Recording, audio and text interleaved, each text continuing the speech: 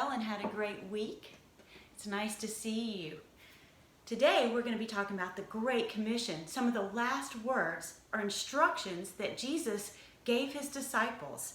It's in the book of Matthew 28, 16 through 20. So let's read. As usual, I'm reading from the NIV Adventure Bible, and it's in Matthew 28, starting at 16.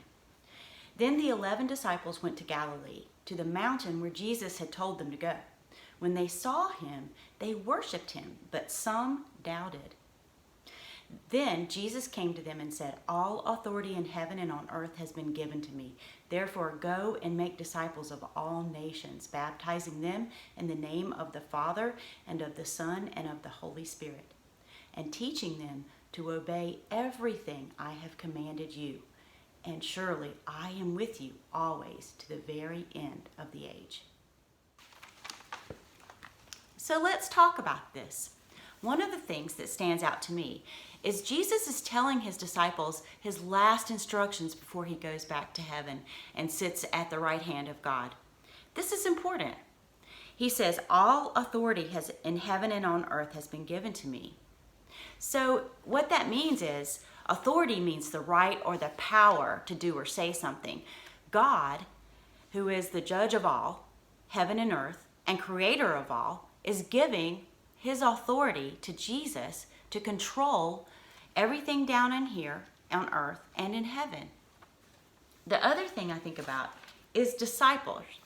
Disciples. What does disciples mean? Well, we've been talking about disciples all the past couple of weeks. And of course that means follower or believer, and in this case in Jesus.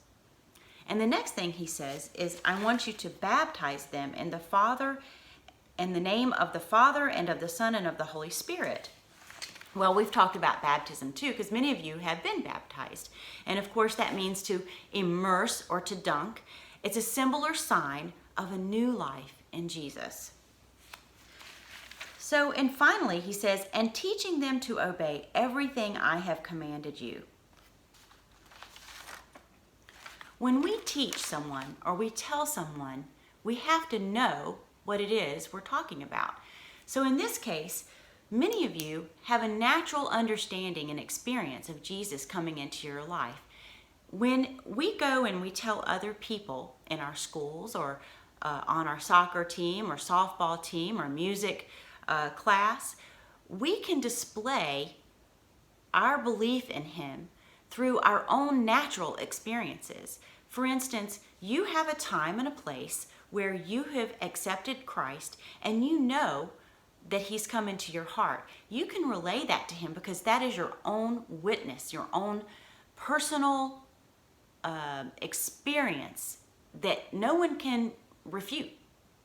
Another way is to by doing. Jesus tells us to be kind and compassionate, not to be aggressive and hurtful or to say hurtful things. He has lots of instructions on how to love one another.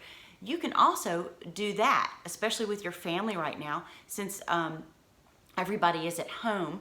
We can always show extra kindness to others, and that's a way of telling others about Christ and who he is and the power he has to change lives.